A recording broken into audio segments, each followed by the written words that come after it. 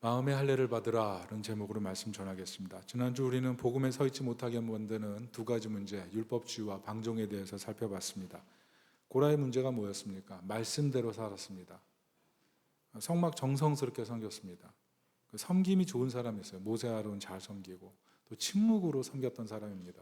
그 성전 기물 다 몸으로 옮기고 얼마나 고생스럽습니까?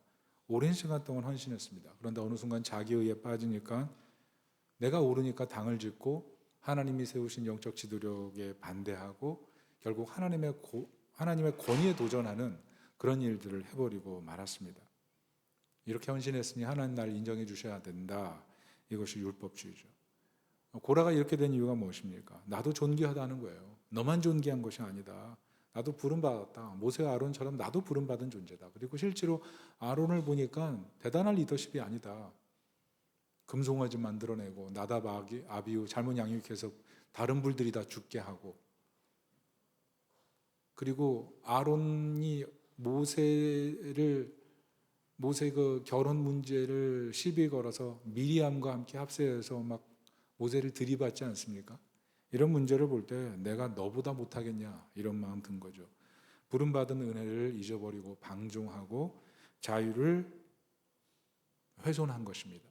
이게 바로 방종의 문제죠. 백성들도 마찬가지였어요. 고레당이 심판받았지만 나도 존귀하다.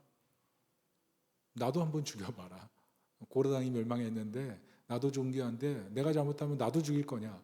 이렇게 덤벼든 거 아니겠어요? 자유가 율법을 넘어버리면 위험한 거죠. 그런데 이 율법주의와 방종의 문제 앞에 이 대비되는 사람이 누구냐면 모세와 아론이라 그랬습니다. 그들이 어떻게 하죠? 하나님의 영광을 훼손하는 고라의 모습을 보고 백성들에게 임한 심판을 멈추게 하기 위해서 속죄의 향로를 들고 달리지 않습니까? 왜 그래요? 먼저 은혜 받았기 때문에. 모세는 살인자였죠. 그런데 하나님 부르셨습니다. 아론은 어떤 사람이에요? 금송아지 만들어내서 많은 사람 죽게 한 사람이에요. 그런데 하나님 대제사장으로 세워주시잖아요. 그 은혜를 생각할 때 하나님, 저들의 죄가 있지만 저들도 용서해 주십시오. 이게 무슨 정신이에요? 율법의 바른 정신이에요. 하나님 사랑하고 이웃 사랑하는, 은혜에 감사하고 이 은혜가 저들에게도 있기를 원하는 그 마음, 그게 율법의 바른 정신이죠. 오늘 시대 우리로 하여금 대표적으로 이 율법주의와 방종에 빠지게 만드는 문제는 전 정치라고 생각합니다. 오늘 시대 세상의 정치에 참여하는 것, 저는 이거 필요하다고 생각해요. 정치에 참여할 필요가 있습니다. 그렇지만 정치적인 행동을 할 때 믿지 않는 사람들과 믿는 사람들에게 내가 어떻게 보일지를 조심하십시오. 왜냐하면 정치라는 것은 내가 옳다는 방향으로 가기 때문에 나와 다른 사람들에 대해서는 자연히 적을 형성하게 됩니다. 미국의 기독교가 좌파와 우파 진영으로 나뉘어서 완전 쪼개지면서 많은 사람들이 교회를 떠났다는 사실, 그게 미국 기독교의 퇴락에 굉장히 큰 영향을 미쳤다는 사실을 잊지 말아야 돼요. 정치에 참여할 수 있습니다. 그러나 정치에 참여하는 순간 우리는 하나님 사랑과 이웃 사랑을 어떻게 할 것인지, 심지어 내 의가 세워지는 동시에 예배마저 막힐 수 있다는 것을 주의해야 됩니다. 왜냐하면 자기 의의 종점은 미움이기 때문에 그래요. 율법주의와 방종은 이렇게 신앙을 왜곡하고 하나님의 대척점에 서게 만들고 신앙을 상실하게 만드는 것입니다. 그래서 정말 필요한 게 무엇이냐면 율법의 바른 정신이에요. 하나님의 사람 사랑하심, 사람을 불쌍히 여기심. 여러분, 우리가 능력과 지혜가 뛰어나서 은사가 많아서 하나님 부르신 게 아니에요. 하나님이 우리를 불쌍히 여기셔서 부르셨다는 사실을 우리가 잊으면 안 돼요. 그 사랑을 할 때 겸손하게 섬기게 될 수가 있는 겁니다. 그리고 그 사랑이 완벽하게 보여준 것이 십자가였습니다. 예수님께서 더 나은 아론으로 오셔서 속죄 제물 되셔서 죽으셨잖아요. 그래서 우리가 하나님의 사랑 입은 자로 바꾸지 않았습니까? 내가 아무리 옳은 사람도 예수님의 십자가를 바라보면 자기 의로움을 자랑할 수가 없어요. 우리의 죄를 위해서 죽어주신 그 의로우신 예수님 바라볼 때 누가 내가 의롭다고 얘기할 수 있어요? 그리고 아무리 시커먼 죄악을 가진 사람도 예수님의 십자가 앞에서는 더 이상 용서받지 못한 죄인으로 살 수 없어요. 그 엄청난 희생 앞에 내 죄가 다 용납받았잖아요. 그런데 어떻게 교만할 수가 있습니까? 그래서 율법주의와 방종을 완전히 벗어나게 만드는 것이 이 십자가에서 드러나는 하나님의 사랑이에요. 이 하나님의 사랑을 알 때 우리는 율법이 쉬워지고 방종에 빠지지 않은 거예요. 자유하되 근신하고 율법의 말씀을 보면서 사랑하여 지키는 것. 그래서 예수님이 율법의 마침인 거예요. 율법의 마침이라는 것은 율법을 없애버리는 것이 아니라 율법을 완성해 가는 개념이에요. 예수님의 사랑, 하나님의 사랑이 마음에 부음받을 때 율법을 지키고 싶어요. 하나님 주신 계명을 사랑하게 돼요. 그리고 이웃을 사랑하게 되고 내게 주신 자유를 헛되이 사용하지 않는 거죠. 그게 주님이 우리에게 말씀을 주신 이유인 것입니다. 지난주에는 이 말씀한 거였습니다. 제가 좀 정리를 잘 못해서 여러분들에게 잘 이해를 못 시킨 것 같아서 다시 한번 약수를 했고요. 자, 오늘 설교는 신명기 말씀을 통해서 회개에 대해서 제가 다루어 보려고 합니다. 회개입니다. 헬라어로 메타노이아, 방향 바꾸는 거예요. 감정적으로 슬픔에 머무르는 것이 아니라, 슬픔만 머무르는 것이 아니라 생각과 인생의 방향과 삶의 태도를 완전히 돌이켜서 바꾸는 것, 그게 메타노이아, 회개입니다. 그런데 사람들은 어떠냐 하면 회개하다가 신앙을 상실하고 신앙의 권태에 빠지고 회개 무용론에 빠지는 사람들이 의외로 많습니다. 왜냐하면 회개해도 내가 안 바뀌거든요. 회개하면서 이런 죄인을 하나님이 용납하실까 두렵거든요. 회개하면서 나보다 더 큰 죄인을 보면서 저런 못된 놈이 있나. 회개하는 사람이 막 밉거든요. 그러면서 회개한 죄인이 회개하지 않은 죄인을 미워하면서 오리무중에 빠지게 되는 거죠. 그리고 설교 들으면서 자꾸 나를 향한 메시지라고 생각해서 왜 목사님이 나를 정죄하지? 이런 생각이 들 수도 있는 거예요. 나는 고난 때문에 아파하고 있는데 이걸 자꾸 죄의 문제로 얘기해서 나를 괴롭혀? 도대체 뭐가 의로운 거야? 이렇게 얘기하는 당신은 의로운 거야? 이렇게 얘기할 수가 있는 거죠. 그래서 회개를 잘 사용하면 너무나 은혜로운 거예요. 주님의 은혜 가운데 서니까. 그러나 회개를 잘못 사용하면 누군가를 시험에 빠뜨리게 할 수 있어요. 회개해라고 얘기하거나 정죄와 비판감을 심어줘서 그 사람의 정서를 무너뜨려 버릴 수가 있죠. 하나님께 나아가려고 하는 마음을 도리어 깨뜨려 버릴 수도 있는 거죠. 그래서 회개에 대해서 잘 정의해야 됩니다.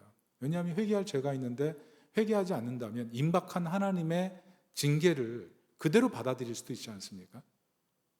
그리고 하나님과의 거리감이 너무나 먼데 회개하지 않는다면 잘못된 거리감을 방치하고 있는 것이지 않습니까? 그리고 무엇보다도 신앙적 열등감을 해소할 수가 없어요. 나는 죄인이다. 나 이런 것도, 이런 사람도 내가 교회 다녀야 되나? 이런 상태로 언제까지 나를 위선적으로 가리고 살 수 있나? 나는 정말 뭐만도 못해.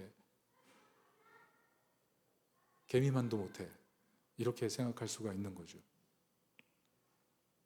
그런 신앙적 열등감을 해소할 수 있는 방법, 건강한 회개라는 것입니다. 어떻게 보면 우리는 회개해야 되는데 회개할 방법을 잘 모르고 있기 때문에 그래요. 자, 그렇다면 온전한 회개는 뭘까요? 고린도후서 7장 11절인데요. 한번 읽어보도록 하겠습니다. 시작.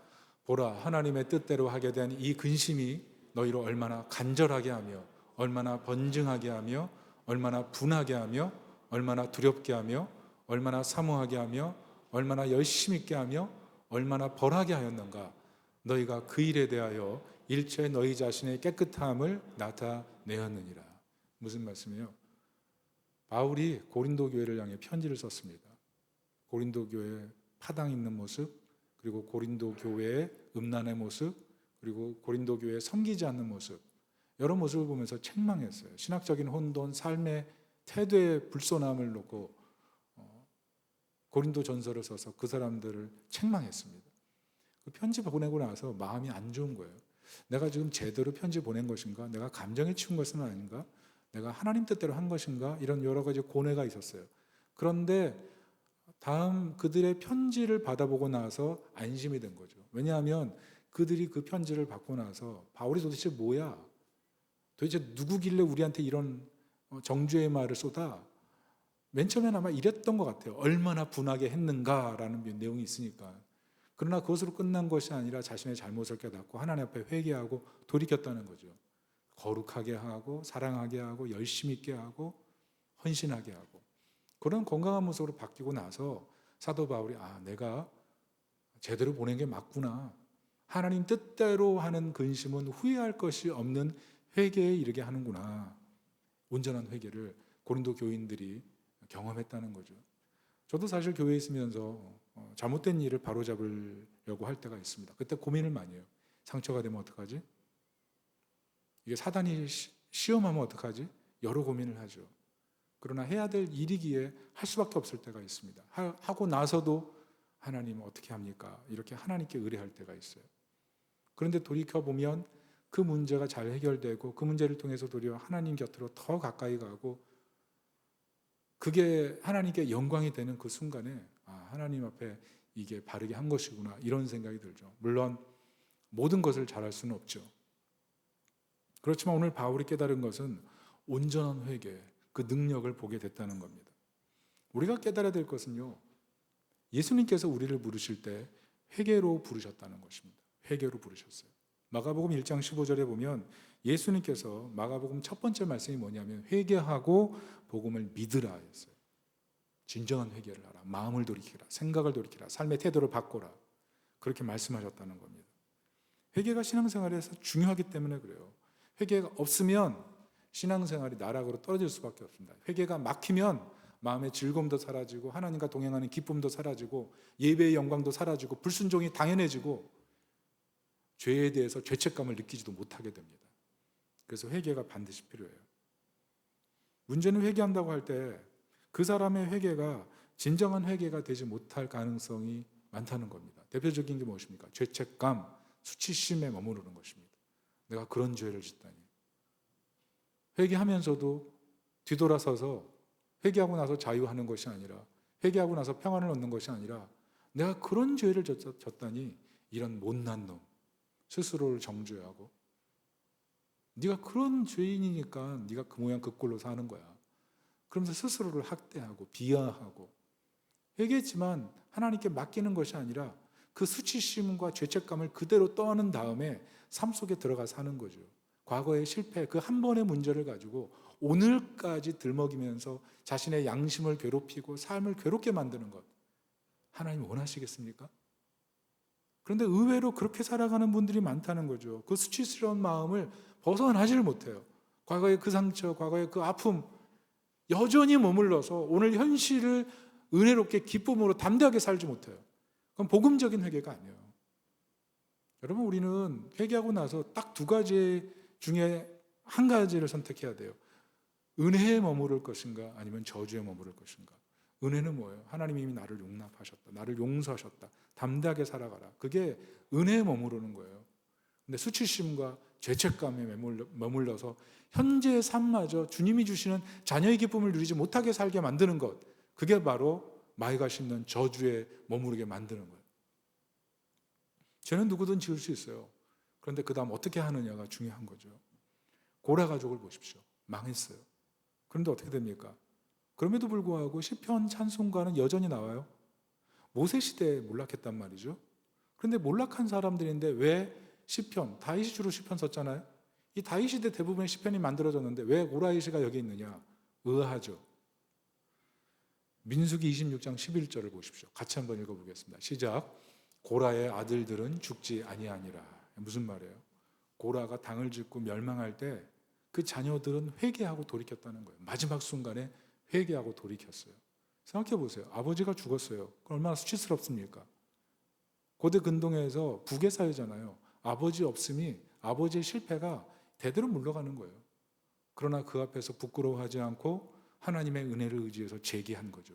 사람들도 격려했고 하나님도 용서하시고 그를 올바로 세우셔서 고라를 통해 아름다운 찬송의 시가 회중에게 울려 퍼져서 모두 하나님의 영광을 향해 나갈 수 있도록 도와주셨어요. 그게 회개의 능력이에요. 하나님이 고라를 받으셨다는 거죠. 하나님의 자녀됨. 그것을 누렸다는 겁니다. 가령 시몬을 보십시오. 오늘 신명기 33장에 보면 모세가 축복을 놓고 축복하죠. 르벤을 축복합니다. 그리고 유다를 축복합니다. 레위를 축복합니다. 자, 순서가 이상하죠. 유다는 네 번째 아들인데 두 번째로 올라왔어요. 그리고 두 번째 아들인 시므온은 축복에 빠져 있습니다. 왜 그럴까요? 그건 창세기 34장 25절을 보면 확실히 알 수 있습니다. 같이 한번 읽어볼게요. 시작. 제3일에 미쳐 그들이 고통할 때에 야곱의 두 아들 디나의 오라비 시몬과 레위가 각기 칼을 가지고 가서 부지 중에 성을 엄습하여 그 모든 남자를 죽이고. 여러분 히위 족속 중에 하몰의 아들이 있었습니다. 그 땅에 세겜이라는 추장이 있었습니다. 야곱이 살고 있던 때 거기에 이주했더니 그 세겜의 족속들이 살고 있는 거죠. 세겜이 추장이고. 그런데 자신의 딸 디나가 놀러 갔다가 강간당합니다. 끔찍한 사건이 벌어지죠. 그래서 야곱의 아들들과 그 세겜 족속 일원들이 모여서 대책 회의를 합니다. 그때 야곱의 아들들이 제시했던 게 뭐냐면 너희가 할례 받아라. 그러면 우리가 너희를 용납하겠다. 세겜 족속들이 여러 가지 말로 꼬드겼거든요. 우리가 통혼하자, 이제 우리가 강대국이 되자, 여러 가지 요구 꼬드겼어요. 근데 그때 제시했던 조건이 할례 받으면 다 해주겠다. 그리고 남자들 다 할례 시켜놓고 어떻게 합니까? 시므온과 레위가 쳐들어가서 싹 다 죽여버리죠. 3일째 할례 받고 나서 남자들이 꼼짝할 수 없을 때 싹 다 죽여버렸어요. 그래서 그 다음부터 하나님께서 이들의 이 죄에 대해서 묻기 시작하십니다. 야곱이 어떻게 하죠? 축복하는데 여러분 한번 말씀을 한번 찾아보죠. 49장 7절, 창세기 49장 7절 같이 한번 읽어봅니다. 시작. 그 노여움이 혹독하니 저주를 받을 것이요 분기가 맹렬하니 저주를 받을 것이라. 내가 그들을 야곱 중에서 나누며 이스라엘 중에서 흩으리라. 이게 무슨 말씀이에요? 시몬을 향한 아버지 야곱의 축복이에요. 이게 축복입니까? 2번이나 저주하리라 얘기하죠. 무슨 말씀이에요? 회개하라는 요청이죠. 그때까지 시므온은 자기 정당성이 너무 강했어요. 내가 왜 회개해? 내 동생을 이렇게 만신창이로 만들어 놓은 놈 한 놈도 용서할 수 없어. 그런 아주 자기가 꽁꽁 뭉쳐 있었던 거죠. 그 모습을 보면서 그렇게 살면 망한다는 얘기를 해주는 거죠. 모세는 어떻게 합니까? 모세도 지금 시므온을 축복해서 제외해 버립니다. 축복이 없어요. 그런데 놀라운 사실은 이 축복에 제외되고 나서 시므온의 인생에 새로운 바람이 불기 시작한다는 겁니다. 그래서 나중에 보면 구약 에스겔서에 보면 시므온 지파를 축복합니다. 요한계시록에도 보면 시므온 지파를 축복합니다. 여러 사람들이 중요한 인물로 부각돼요. 예수님을 아기 때 안고 축복했던 사람도 시므온이에요. 그리고 예수님의 제자 중 한 명, 제자들의 리더 베드로도 원래 이름이 시몬이에요. 그 이유가 뭘까요? 역대하 15장 9절에 나옵니다. 같이 한번 읽어보겠습니다. 역대하 15장 9절 시작. 또 유다와 베냐민의 무리를 모으고 에브라임과 므낫세와 시므온 가운데서 나와서 저희 중에 머물러 사는 자들을 모았으니 이는 이스라엘 사람들이 아사의 하나님 여호와께서 그와 함께 하심을 보고 아사에게로 돌아오는 자가 많았음이더라. 무슨 말입니까? 이건 북이스라엘과 남유다로 나눴을 때 역사적 배경이 있는 것입니다. 북이스라엘은 우상숭배에 빠져서 나라가 도탄에 빠졌습니다. 그때 남유다는 하나님만 섬기기로 한 아사 왕이 나와서 신앙개혁을 하죠. 그때 흩어져 살던 이 창세기 49장 야곱의 이 말씀, 야곱의 이 축복의 언어처럼 저주죠. 이 시몬 다 흩어져 버렸거든요. 그런데 그 시므온이 아사의 영적 개혁을 바라보면서 우리가 하나님께 돌아가리라. 그리고 영적 개혁 운동에 참여한 사람이 시므온 지파라는 것입니다. 뿐만 아니에요. 사사기에 보면 가나안 전쟁을 일으킬 때 가장 먼저 앞서 나간 지파가 유다 지파인데 그 유다 지파 옆에 누가 있느냐 하면 시므온 지파가 있어요. 놀랍죠? 무슨 말입니까? 시므온 지파가 모세와 야곱 그 유언과 축복의 사이에서 깊은 고뇌를 깨닫고 고뇌하고 하나님께 돌이켰다는 거예요. 결국 역대상 5장에 보면 하나님 멸하라고 하신 아말렉 족속을 향해서 가장 먼저 뛰쳐나간 사람들이 시므온 지파예요. 그리고 여러분 구약과 신약을 보면 이 중간사가 있는데 한 400년 되거든요. 이 400년 때 세워진 이스라엘 왕조가 있는데 그 왕조 이름이 하스모니안 왕조예요. 근데 이 하스모니안 왕조의 그 이름 뜻이 시몬입니다. 시몬. 시몬은 그래서 이스라엘 역사에 굉장히 중요한 역할을 차지해요. 맨 처음 시작할 때는 굉장히 몰락한 지파였지만 이스라엘 역사상 굉장히 중요한 지파로 우뚝 솟아요. 그래서 초대교회 보면은 초대교회 예루살렘 교회 수장이 야고보인데 그 야고보를 이어서 2번째 리더십을 가진 사람이 야고보의 조카 시몬입니다. 시몬은 이스라엘 역사상 굉장히 두각을 나타내는 지파, 하나님의 은혜에 머무르는 지파로 바뀐 거죠. 회개한 거예요. 뭘 붙잡았어요? 하나님의 은혜를 붙잡은 거예요. 하나님의 은혜에 머문 거예요. 이게 굉장히 중요합니다. 어디에 머무르는가? 그 사람의 영성이고 그 사람의 미래예요. 여러분, 하나님 앞에 우리가 죄를 지을 수가 있습니다. 그때 어떤 사람은 수치심에 빠져서 난 안 돼라고 절망할 수도 있지만 어떤 사람은 그럼에도 불구하고 하나님이 나를 받아주신다라는 그 믿음으로 나아가는 사람이 있죠. 여러분 어느 쪽에 서 계십니까? 진정한 회개가 필요해요. 진정한 회개. 근데 그 진정한 회개는 그냥 자책감과 수치심에 매여서 인생을 살면서 살아가는 게 아니고, 회개하면서도 그렇게 사는 게 아니고, 비록 자책하고 수치심을 느낄 수 있지만 그러나 이 연약한 죄인을 위해서 용서해 주신 하나님의 사랑을 붙들고 내가 다시는 죄를 짓지 않겠습니다, 하나님의 영광을 위해 삶의 태도를 바꿔서 살겠습니다, 이 진정한 회개라는 거죠. 제가 일본 선교 한창 할 때 제가 자주 갔던 교회 중에 하나가 있습니다. 이 교회 이름을 얘기하면 좀 그럴 것 같아서 얘기하지 않겠습니다. 담임은 게이오 대학 출신이었어요. 일본 상과에서 도쿄대가 문과라면 게이오 대학 상과죠. 유명한 대학입니다. 하여튼 그 대학을 졸업했기 때문에 사람들이 참 똑똑한 사람이 개척했다 이렇게 생각했습니다. 그분 개척한 거예요. 근데 개척하고 나서 얼마 안 돼서 500명이 모인 겁니다. 여러분 일본에서 500명이 모이는 것은 한국에서 한 5천 명 정도 모인다고 봐야 돼요. 굉장히 그 교회를 개척해서 세우는 게 어렵거든요. 한국도 어렵지만 일본은 말로 할 수 없이 어려워요. 길거리 나가서 전도지하면 1시간을 해도 전도지 10장을 들고 나가도 한 장을 주기가 어려워요. 그만큼 사람들이 상대방과 나를 딱 구분하는 그런 벽이 있습니다. 여기서 500명을 만들었으면 얼마나 큰 교회입니까? 영향력이 있죠. 근데 이분의 특징이 있다면 굉장히 엄격했어요. 굉장히 엄격했어요. 그래서 성도들이 그분을 보면 좀 무서워했다고요. 근데 어느 날 교회가 확 뒤집혔어요. 왜 뒤집힌 줄 아세요? 뒤집힌 이유가 무엇이냐면 이분의 음행이 발각이 된 거예요. 그 엄격했던 분이 사실은 자신의 부교역자와 스캔들을 일으킨 거죠. 교회가 난리가 났습니다. 그래서 어쩔 수 없이 이분이 사임했어요. 공회 중에 회개하고 사임했어요. 그런데 제가 정말 충격받은 건 뭔지 아세요? 이분이 회개하고 나서 그 교회를 떠나지 않았어요. 떠나지 않고 자신의 직분, 지위 다 버리고 평신도로 그 교회에서 9년을 섬겼어요. 앞마당 쓸고 교회 청소하고 누구도 하지 않으려고 하는 일들 하면서 9년을 보내더라고요. 9년을. 굉장히 이상했어요. 왜냐하면 일본 사회에서 어떤 문제가 생기고 스캔들이 생기면 그 사회에서 대부분 매장됩니다. 아니 매장이 아니라 스스로를 매장시킵니다.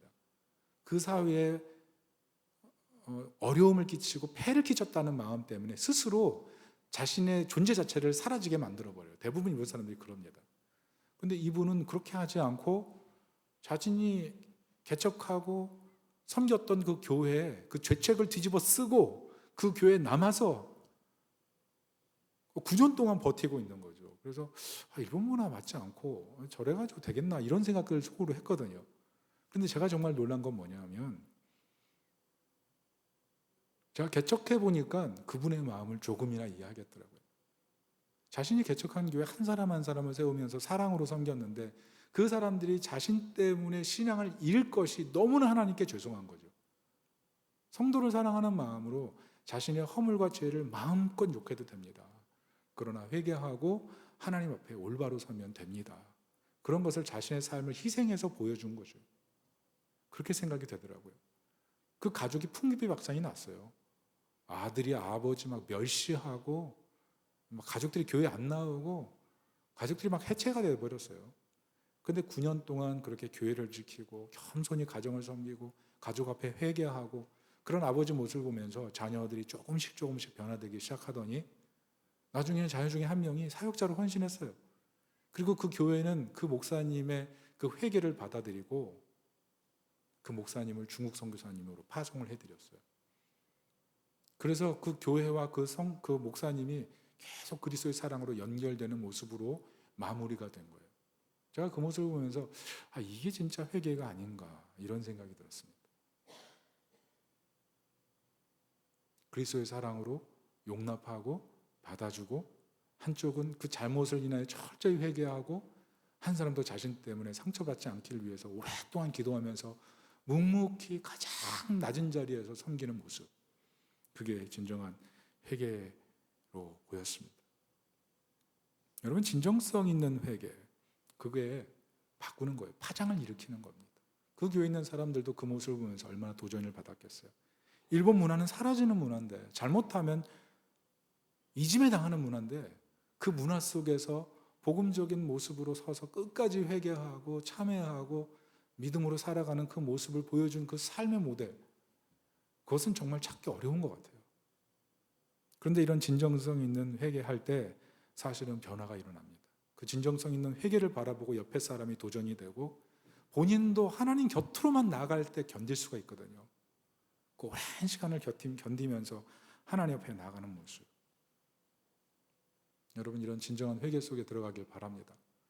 그러나 문제는 뭐냐면 이 진정한 회개를 방해하고 우리로 하여금 수치심과 죄책감에 머물러서 잘못된 길로 가게 만드는 마귀의 시험이 있다는 겁니다. 그 마귀의 시험이 뭐냐면 두 가지예요. 후회와 결심입니다. 후회와 결심. 후회와 결심이 어떤 측면에서 바라보면 이것도 회개 아닌가 생각할 수가 있어요. 그렇지만 후회란 무엇이냐면 내가 그런 일을 하다니 정말 큰 실수를 했네, 이렇게 생각하는 거죠. 결단이 뭐예요? 내가 그런 일을 하다니 다시는 하지 말아야지, 이 정도로 생각하는 겁니다. 이걸 좀 더 구체적으로 들여다보면 후회는 자신을 과대평가하는 거예요.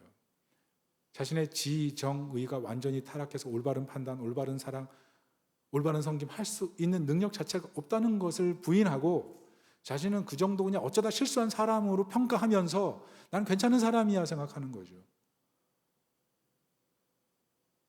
그리고 후회만 할 뿐입니다. 그러니까 또 잘못하는 거죠. 그리고 이런 사람들은 대부분 다른 사람들의 허물을 잘 봅니다. 그러니까 다른 사람들의 허물을 비판하고 다른 사람들에게 가혹할 수 있어요. 또 어떤 사람은 이런 잘못을 하다니, 이런 실수를 하다니 계속 후회만 하면서 내가 그때 그러지 말걸, 이런 마음으로 평생을 자기를 가책하며 살아갈 수도 있는 거죠.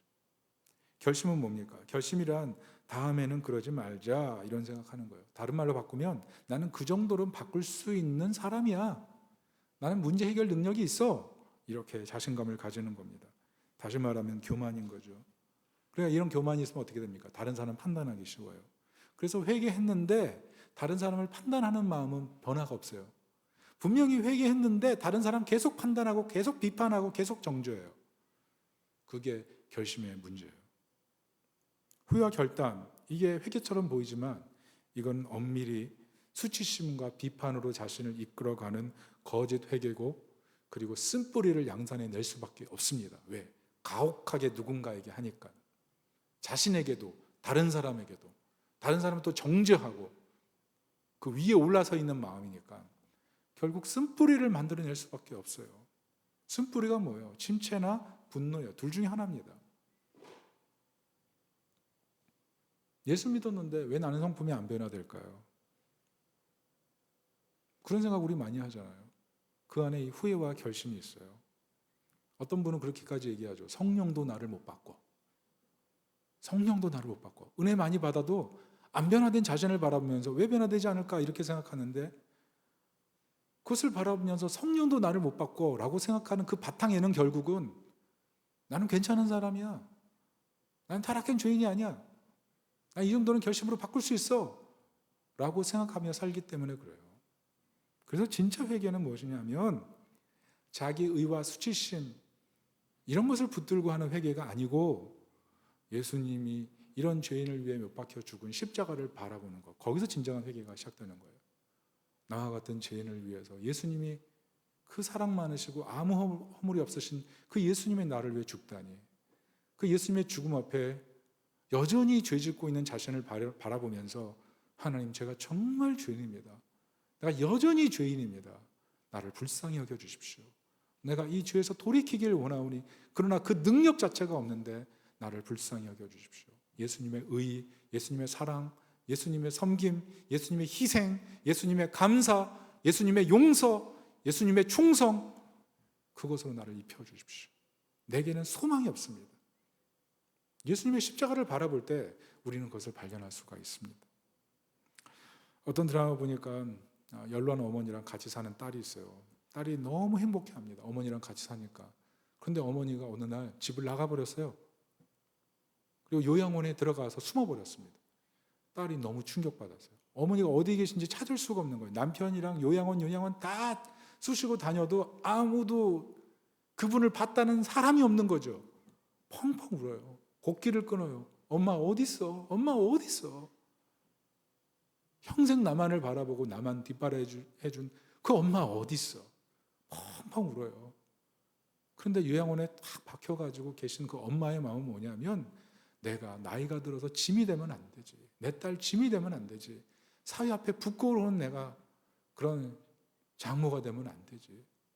제가 그 드라마를 보면서 나이가 들어도 정말 부모는 끝없이 자녀를 사랑하는구나. 제가 그 사랑을 보면서 참 부모라는 게 뭔가 이런 생각을 했습니다. 그런데 생각해 보세요. 복음이 무엇이냐면 하나님의 하나뿐인 독생자 예수 그리스도를 세상에 보내주셔서 죄를 죄로 알지도 못하는 사람, 하나님이 어디 있냐고 하는 사람들을 향해서 십자가에 못 박혀 죽게 만드시는 게 아버지 하나님의 사랑 아니에요? 어떻게 그럴 수가 있어요? 이건 말도 안 되는 사랑이잖아요. 그 말도 안 되는 사랑을 하나님이 베푸신 거예요. 그 사랑을 알 때 우리가 죄를 짓고 나면 어떤 생각이 들겠습니까? 아버지, 이렇게 사랑을 주셨는데 여전히 나는 죄를 짓고 있네요. 저 어찌합니까? 이 죄인을 어찌합니까? 그런 애통하는 거룩한 슬픔이 생기지 않겠습니까? 최근에 어떤 분 그러더라고요. 어머니가 치매에 걸렸어요. 요양자들이 이제 요양원에 들여 보내셔야 됩니다. 왜? 아들을 몰라보거든. 자녀를 몰라봐요. 그런데 너무 미안한 거예요. 그렇게 나를 사랑으로 키워준 어머니가 나를 몰라보다니. 그게 너무 마음 아파서 보내드릴 수가 없는 거예요. 계속 하나님께 기도해요. 하나님, 이게 맞는 겁니까? 인간으로서 이럴 수가 있는 겁니까? 내가 어떻게 해야 됩니까? 너무 마음 아파하는 거죠. 자식이 부모를 향한 사랑도 참 애절한 것 아니에요? 그런데 예수 그리스도의 사랑을 생각해 보세요. 하늘의 영광을 다 누리고 아버지 하나님으로부터 엄청난 사랑을 받았지만 이 세상에 연약한 죄인들을 구원하시기 위해서 그 아버지의 사랑을 다 내려놓고 자신을 십자가에 올려놓는 그 예수 그리스도의 사랑, 그 예수 그리스도의 사랑을 발견할 때 어떻게 죄를 혐오하지 않을 수가 있어요? 십자가에 내 죄를 위해서 온몸이 찢기고 손과 발 다 못 박혀서 진통 중에 순환당하시는 그 예수님을 바라보면 어떻게 죄를 지을 수가 있어요? 그래서 아무리 죄의 습성이 있는 사람도 점점 죄에서 벗어나게 되는 것입니다. 죄에서 거룩한 슬픔이 생기게 되고 나중에는 죄와 싸우게 되는 거예요. 그리고 예수님의 그 공로를 의지하니까 하나님, 난 여전히 실패했지만 그럼에도 불구하고 예수님의 무한한 자비를 의지해서 내가 돌아갑니다. 그 마음인 거죠. 그 평생 은혜에 머무는 것, 그게 복음 안의 진정한 회개예요. 여러분은 어떤 회개를 하고 있는지 생각해 보세요. 이건 단지 철면피가 되라는 얘기가 아니에요. 나 용서해 주셨으니까 괜찮아 이렇게 살아가라는 얘기가 아니고, 예수님의 그 사랑의 크기와 대속의 죽음이 얼마나 큰 것인지를 깨닫고 죄인에 불과한 나를 사랑하신 그 사랑 앞에 내가 여전히 오늘도 죄짓고 있다는 거기에 대한 거룩한 슬픔을 갖고, 하나님, 내가 이 죄에서 멀어지길 원합니다. 날 도와주십시오. 그렇게 살아가는 마음, 그게 은혜에 머무르는 것이라는 거죠. 로마서 8장 1절 2절에 뭐라 그럽니까? 그러므로 이제 그리스도 예수 안에 있는 자에게는 결코 정죄함이 없나니 그리스도 예수 안에 있는 생명의 성령의 법이 죄와 사망의 법에서 해방하였습니다. 예수 그리스도께서 십자가에서 죽으실 때 나의 실패, 과거의 실패, 현재의 실패, 미래의 실패까지 다 하시고 십자가에서 죽으신 거예요. 그래서 십자가의 은혜를 붙들고 오늘도 회개하고 내일도 회개하면서 이런 놈이 다 있나 스스로를 생각하지만, 그러나 이런 연약한 죄인을 위해 죽어주신 그 예수 그리스도의 놀라운 사랑을 생각할 때 정죄함이 없게 하시는 그 예수님의 사랑 앞에 담대하게 나설 수 있는 거예요. 고린도 후서 5장 17절 말씀처럼 그런즉 누구든지 그리스도 예수 안에 있는 자에게는, 그리스도 예수 안에 있으면 이전 것은 지나갔으니 보라 새 것이 되었도다. 여러분, 우리의 존재됨이 이런 은혜의 존재됨인 것을 믿으시기 바랍니다. 그래서 진정한 회개라는 것은 어떤 거냐면 결국 마음의 할례를 받는 거예요. 마음의 할례. 오늘 신명기 30장 6절을 같이 한번 읽어봤으면 좋겠습니다. 신명기 30장 6절 같이 읽습니다. 시작. 내 하나님 여호와께서 내 마음과 내 자손의 마음에 할례를 베푸사 너로 마음을 다하며 뜻을 다하여 내 하나님 여호와를 사랑하게 하사 너로 생명을 얻게 하실 것이며. 이게 무슨 말씀입니까? 죄를 지어요? 부패했어요? 하나님이 심판하세요. 신명기 29장, 28장을 보면 순종하는 사람에겐 복을 내리시고 불순종하는 사람에겐 저주하시겠다는 명확한 율법의 메시지가 있습니다. 그런데 이 말씀을 알면서도 욕망을 참지 못해서 범죄하고 범죄하니까 이 신명기 30장에 하나님 분명히 말씀하시기를 죄 지은 사람 반드시 심판하고 징계해서 뼛속 깊이 회개하고 돌이키게 만드시겠다는 얘기예요. 그리고 그 사람들이 회개하고 나서 그럼에도 불구하고 나를 사랑하시는 하나님 앞에 감사합니다 하고 돌아오게 만드시겠다는 겁니다. 마음의 할례를 받으라는 거예요. 여러분 생각해 보세요. 우리가 죄를 지으면 어떻습니까? 죄 짓고 나서 행복한 사람 있어요? 잘못하고 나서 너무 기뻐 이런 사람 있어요? 막 남 욕해 놓고 뒤돌아서서 아주 그냥 뭐라 그럴까요? 아주 대자로 다리 뻗어놓고 자는 사람이 있습니까? 아니 사람 때려놓고 곧 감옥에 들어갈 사람이 행복해 그러고 다닐 수 있습니까? 못하죠. 도리어 내 죄. 내가 어떻게 그런 짓을 했지? 내가 잘못한 거야. 어떻게 하나. 죄를 지으면 지을수록 깨닫는 게 뭐예요? 내가 하나님 안에서 살아가는 것이 가장 행복한 것이구나. 하나님 뜻대로 살아가는 것이 가장 최고구나. 이게 마음의 할례거든요. 하나님 뜻대로 사는 것. 근데 오늘 모세가 신명기 30장에서 얘기한 내용이 뭡니까? 하나님의 뜻을 어긴 사람들을 하나님께서는 하늘 끝에서부터 돌이키겠다는 거죠. 그런데 이것은 단지 이스라엘이 범죄해서 바벨론으로부터 멸망하고 바벨론 포로로 갔다가 포로에서 돌아오는 예언을 하는 게 아니에요. 왜냐하면 하늘 끝에서부터 돌아오는 거니까. 이스라엘이 다 흩어져도 어떻게 하늘 끝에 있습니까? 그래서 이 하늘 끝은 무엇이냐 하면 장차 오실 하나님의 엄청난 자비와 사랑의 존재이신 예수 그리스도를 보고 그분의 희생을 보고 자신의 죄책을 깨닫고 하나님께로 돌이키는 그 사람에게 하나님이 은혜를 베푸시겠다는 그 얘기를 하는 거예요. 마음의 할례. 여러분 죄가 어떻습니까? 사냥개와 같아요. 끊임없이 달려들어서 우리를 물어뜯어가지고 죄를 짓게 만든다고요. 그래서 나는 뭐지 이런 생각하게 만들어요. 그런데 이 마음의 할례를 받으면 어떻게 됩니까? 나는 뭐지에서 끝나는 것이 아니라 이런 나와 같은 연약한 사람을 위해 죽으신 예수 그리스도의 은혜를 붙들게 된다는 거죠. 여러분 인생에 고난을 당하면 이게 뭐지라고 생각하죠. 왜 고난을 허락하셔서 하나님 나를 고통스럽게 만들지 이렇게 얘기하죠. 그러나 고난 속에서 발견하는 게 뭡니까? 세상 쾌락 다 즐겨봐도 하나님이 은혜 안에 사는 것만큼 좋은 것은 없더라. 그것을 발견하면서 고난 속에 도리어 하나님의 은혜를 붙들면서 도리어 위로받는 것이 신앙의 신비 아니에요? 때로는 하나님 나를 왜 죄짓게 만들도록 이렇게 만들어 놓으셨어요? 그렇게 얘기를 하지만 도리어 죄 짓고 나서 은혜를 붙들고 있는 나 자신을 바라보게 되면 때로 하나님께서 죄를 허용적 섭리를 통해서 죄 가운데 두셔서 철저하게 깨닫게 하시고 나는 죄 짓지 않는 인간이야, 나는 괜찮은 인간이야 라고 생각하는 그 마음을 철저하게 깨뜨려 버리신 다음에 하나님만 의지하게 만드시는 하나님의 허용적 섭리, 그것을 볼 때 도리어 감사하는 거예요. 왜? 자기 의로 살아가면 영원히 저주에 머물러 있을 테니까. 그런데 은혜를 붙들게 되면 영원히 하나님 자녀로 살게 되니까. 여러분이 마음의 할례가 대단한 거예요. 그러니까 후회와 결심으로 사람은 온전해질 수가 없습니다. 도리어 쓴뿌리를 만들게 돼요. 그러나 마음의 할례를 잊게 되면 진짜 변화돼요. 조나단 에드워즈의 동네에 일어난 일이었습니다. 어떤 여성이 질병에 갇혀서 오랫동안 고난을 받았어요. 고난받으면서 어떤 생각했을까요? 왜 이런 고난을 나에게 허락하셨을까? 이런 생각 많이 했겠죠. 고난 속에 예배 잘 드렸지만 그 마음에 사무치는 서러움이 있는 거예요. 어느 순간 토로하기 시작합니다. 하나님, 어떻게 이렇게 나를 괴롭히세요?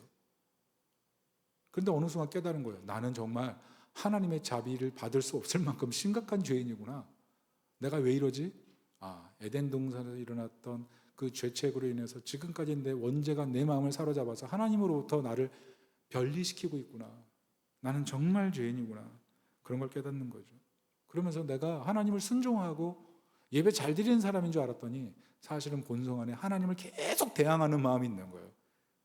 무슨 조금만 일 생기면 하나님 탓으로 만들고 하나님 때문에 이렇게 됐다고 얘기하고 내가 힘들 때 기도할 때 어디 계셨냐고 얘기하고 그런 식으로밖에 대응하지 못하는 자신의 죄성을 바라보게 된 거예요. 그러면서 하나님 어찌합니까? 이 죄가 너무 큽니다. 내가 가정에서 부모님 모시고 살지만 사실 부모님을 온전히 섬기지 못했던 자신의 죄까지 너무 크게 보이면서 막 부끄러운 거예요. 부끄러워. 너무 부끄러워. 그래가지고 마음 달래려고 성경책을 펴서 읽고 있는데 노안이라서 안 보여요. 그래가지고 안 되겠네 막 이러면서 여러분 지금 노안 때문에 성경 안 보이시는 분들 계시죠? 성경을 보면서 근데 깨달아요. 뭘 깨달으냐 하면 내가 지금 정말 회개하려고 성경 읽는 거야? 아니면 그냥 마음에 위로받으려고 성경 읽는 거야? 이렇게 생각하니까 내가 지금 정말 회개하려고 하나님 자녀됨에 확신에 거하려고 성경을 읽고 있는 게 아니고 그냥 힘들면 성경 보니까 성경 읽고 있구나 깨달은 거예요. 그래서 하나님 정말 전 죄인이군요. 이걸 깨달으면서 하나님 앞에 회개하기 시작했다는 겁니다. 그런데 그 회개하면서 깨달은 게 뭐냐면 아무리 내 죄가 크다 해도 예수님의 피의 공로보다 더 클 수는 없구나. 이걸 깨달은 거예요. 그래서 회개와 동시에 너무나 평안과 큰 기쁨을 얻게 된 거죠. 진정한 회개에 들어간 겁니다. 그러니까 찬양이 나오는 거예요. 찬송가 252장 찬송에 이런 찬송이 있죠. 나의 죄를 씻기는 예수의 피밖에 없네. 다시 정케 하기도 예수의 피밖에 없네. 예수의 흘린 피 날 희게 하오니 귀하고 귀하다. 예수의 피밖에 없네.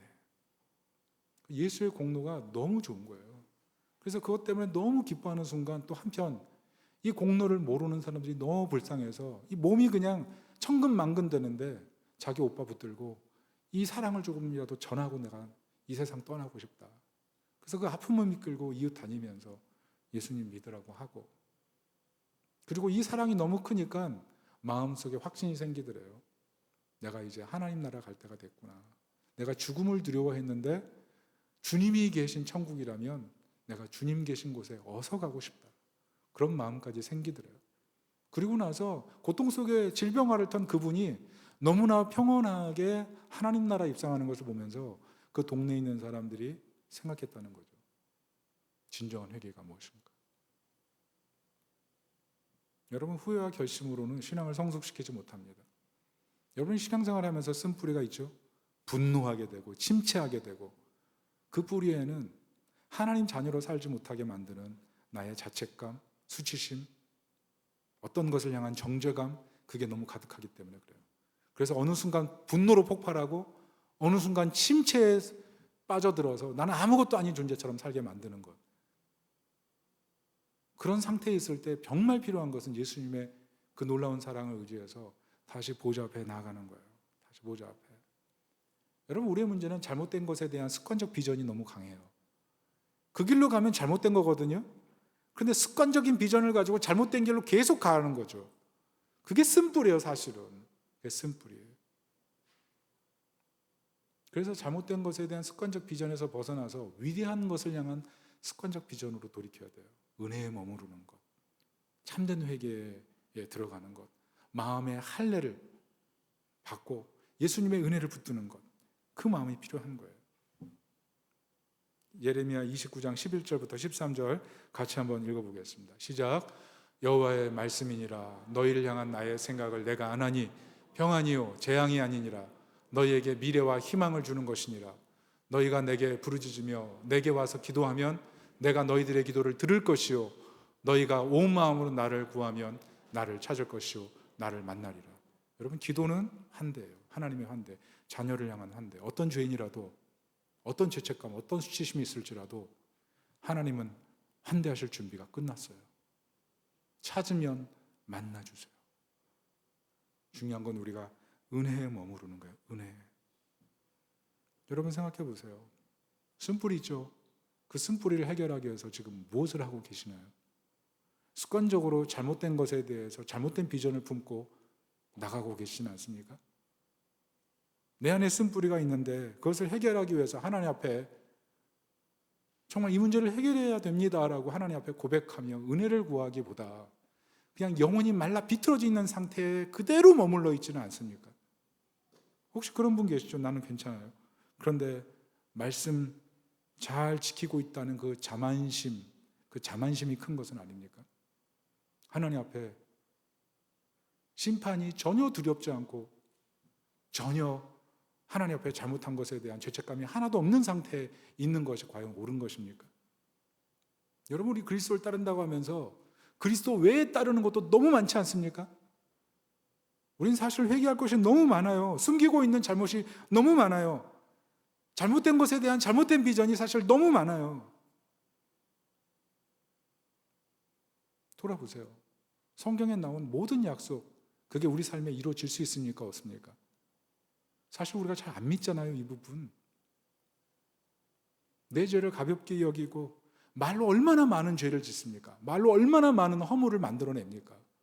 그 말 때문에 하나님의 영광을 가리기도 하고 지체를 아프게 하기도 하고, 예수님이 이런 연약한 죄인을 사랑하신다는 그 절대적인 사랑에 대해서 우리는 온전히 받아들이고 있나요? 그 믿음조차 흔들리고 있는 상태는 아닙니까? 죄가 매력적으로 보일 수 있잖아요. 이게 다 쓴뿌리에서 나오는 우리의 회개의 제목인 거죠. 하나님께서는 우리가 가짜 회개가 아니라 진짜 회개로 들어오기를 원하십니다. 쓴뿌리에서 벗어나서 마음의 할례를 받고 예수님의 십자가의 은혜를 붙들고, 예수님, 나를 위해 죽으신 예수님 정말 감사합니다, 그 마음을 쏟아놓고 삶의 변화가 일어나는 것, 그 은혜의 자리에 들어가시기를 예수님의 이름으로 축원합니다. 아멘. 우리 옆 사람들에게 인사할까요? 당신은 하나님의 자녀입니다. 인사하겠습니다. 우리 찬송하겠습니다.